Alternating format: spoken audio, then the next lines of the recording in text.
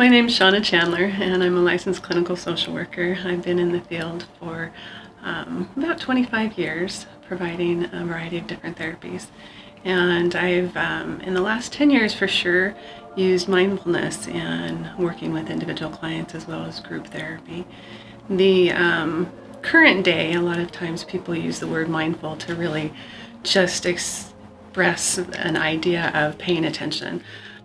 Such as be mindful of your words or be mindful of your attitude or something like that. But mindfulness is really a larger picture than that. It requires a lot more focus, a lot more practice, because it is a practice. And so mindfulness finds its roots in Buddhist teachings from many, many years ago. And there's a well-known physician, John Kabat-Zinn, who works for the University of Massachusetts. He also developed the stress reduction clinic.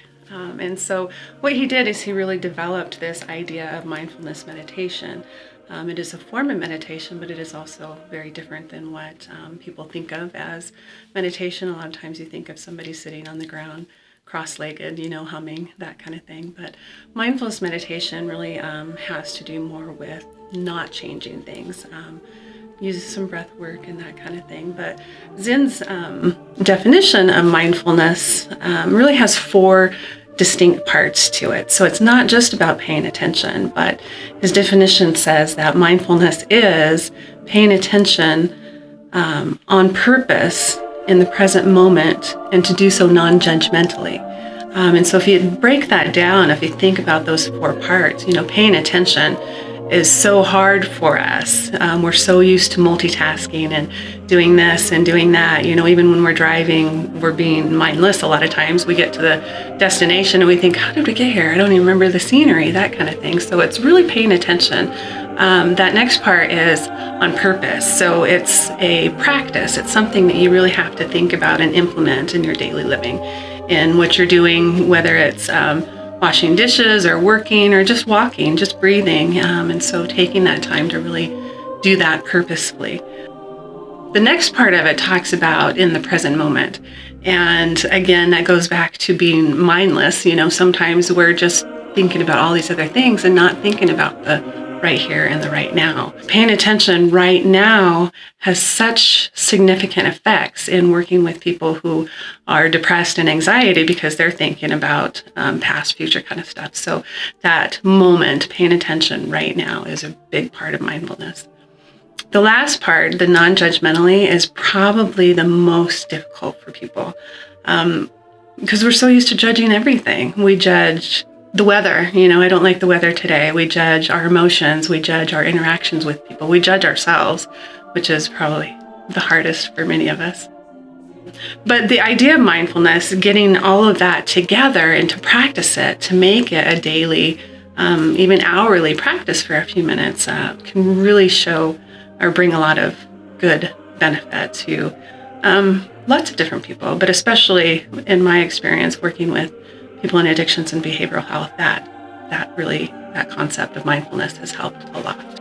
So going back to talking about using mindfulness meditation and working with people in behavioral health and addictions, that definition, I really work with people on understanding those different parts and how can I implement this in my life. So if somebody is dealing with anxiety, like I said, a lot of times it has to do with the future, the what if.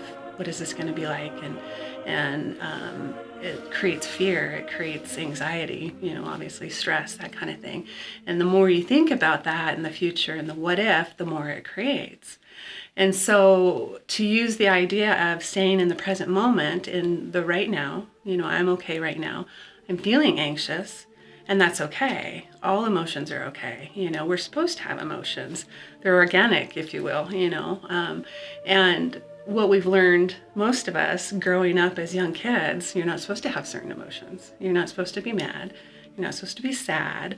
I don't want to see that. I don't want to hear that. And so what we learn is it's not okay. So I'm going to make sure that I know that it's not okay. I'm going to judge them. I'm going to judge them as bad emotions, and then I'm going to avoid them, and that creates more suffering in all the areas of our life. And so using the idea of not judging our emotions and getting to a place where they're just emotions. I'm supposed to have these emotions. They help me survive, good ones, bad ones, whatever they are. And to be able to redirect yourself into knowing that they're okay and that I can accept this, then it really helps heal people. And that's really what the basis is of mindfulness meditation, is getting to a place of acceptance, being okay. It is what it is.